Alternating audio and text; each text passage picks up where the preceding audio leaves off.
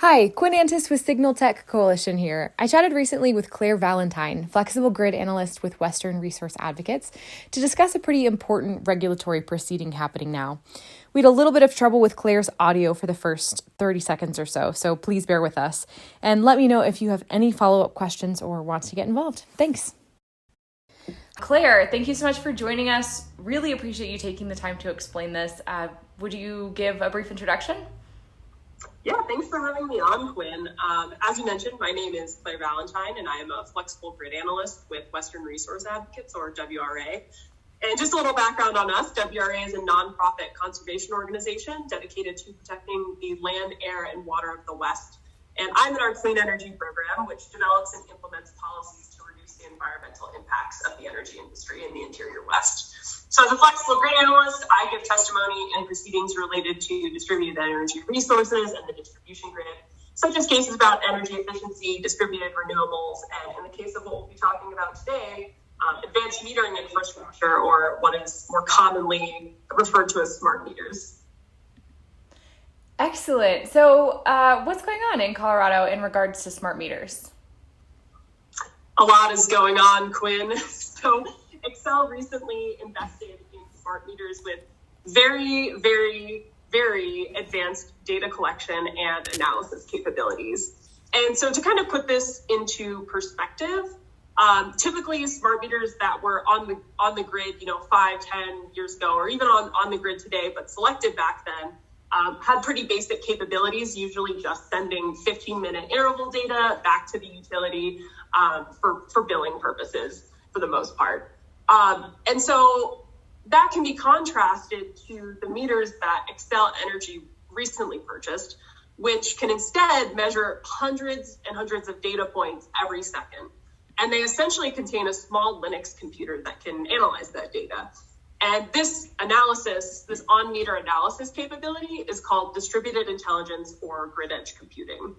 And so this was a little bit of a departure from the originally contemplated meters, which were discussed and kind of put before the commission back in 2016.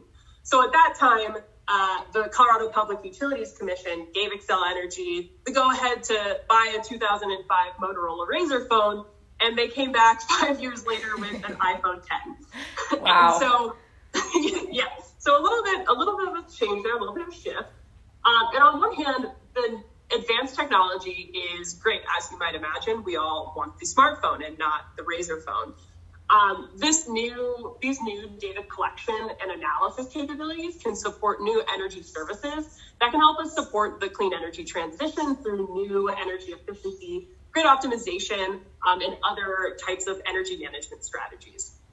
But there is this concern with this new capability and regulating this new capability, which is, one, how do we use the new capabilities of this meter or of these meters in a way that will best benefit customers and the environment?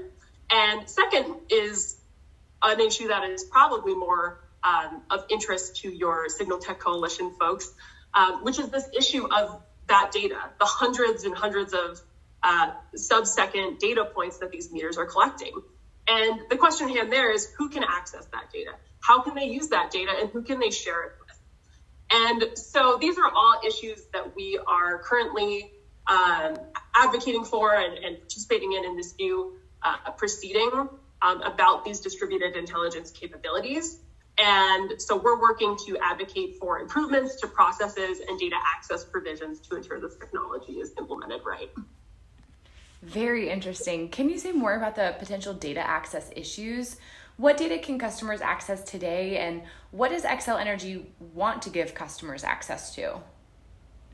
Yeah, so today, if a customer doesn't have a smart meter yet, which the rollout is ongoing, you're pretty much limited to knowing about your monthly energy usage, as you would see on your bill.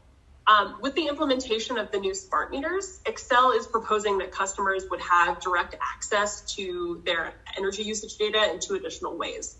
And the first is what's called Green Button, which is this national data access standard that would allow customers to download their 15-minute interval data and also be able to share it out with vendors of their choice. The second way is called a home area network. And that gives customers the ability to connect their in-home or in-business devices directly with their meter to receive 1 second demand data and 5 second energy data directly from the meters. So what Excel doesn't want to do at this time is give customers access to their full data set, that hundreds and hundreds of data points at the sub-second level that is available and is captured by the meters. And so if Excel gets their way, then they would be the only company that would be capable of providing those aforementioned energy services based on the sub-second data through those on-meter computing capabilities. And that really would lead to this huge information asymmetry where customers aren't able to access the same information about their own energy usage that Excel Energy could access and provide services based on. Wow, that's really helpful context. Can you speak more about why this information asymmetry is an issue? It sounds like there's a lot of possibility, but why does the sub-second data really matter? That's a great question and also a very technical question, and so I'll try to keep it concise. At a high level, this sub-second data is incredibly valuable for what's called load disaggregation. And essentially, load disaggregation is the ability to look at whole building demand data over time and use sophisticated mathematical techniques to kind of parse out which appliances are using energy when and how much. And having access to this sub-second data is very, very valuable for being able to do load disaggregation that's accurate and that's able to identify a variety of different loads that are in the building. And so load disaggregation is really valuable because it can answer questions like, is an appliance on? Is it using more energy than it should? Is it malfunctioning in some way and needs repair? Could I potentially shift that load to a time that's more desirable for pricing or emissions or reliability? So you can imagine that the answers to these questions provided by load disaggregation would be really helpful for different emerging energy efficiency and load management strategies, as well as other, potential customer purposes like aligning their usage with time of use rates automatically, having more information about different distributed energy resources. And so this functionality is very much foundational for the emerging and future energy management strategies. And those are strategies that can help us reduce energy use, better align loads with renewable generation, and potentially offer other reliability and resiliency benefits that will be absolutely key to the clean energy transition. And it can save customers money on their bills as well.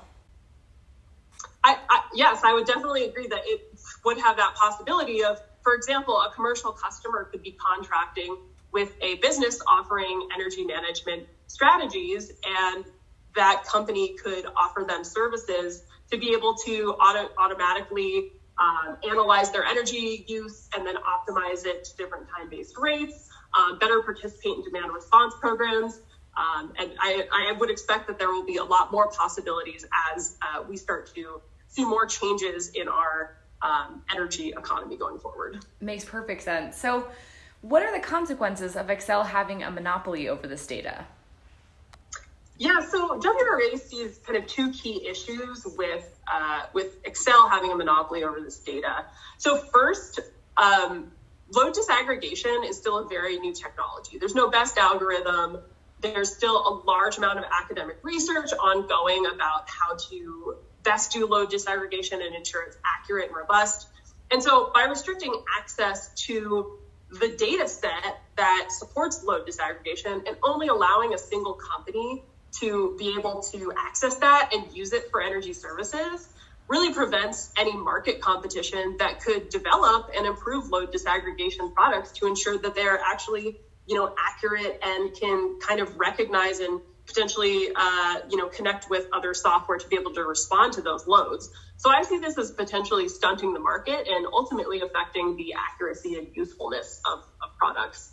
And the second concern here is that Excel Energy can only offer a limited number of services to customers that actually use this data. They're a regulated utility. There are limitations to how fast they can deploy products. There's limitations to the budgets they can use to deploy products, and the on-meter computing capabilities are finite as well. So there's these limits to really what can be developed, and not allowing customers to be able to go out and find and to share their data with a vendor of their choice to access a service of their choice really limits what kinds of products and services might be available to customers for energy management purposes. And in addition to this, I think it's also really important to note that these meters have a lifetime of about 20 years. And it's really, really difficult to predict how the field of energy data analytics might change in that time and what new use cases might be discovered for the sub-second data. And so if the commission were to find that access to this data were not in the public interest, it could really stunt the development of the applications of the sub-second data as well in the long term. Well, I am feeling incredibly inspired to do something about this, as I'm sure other people are as well. What can we do? How can we be helpful?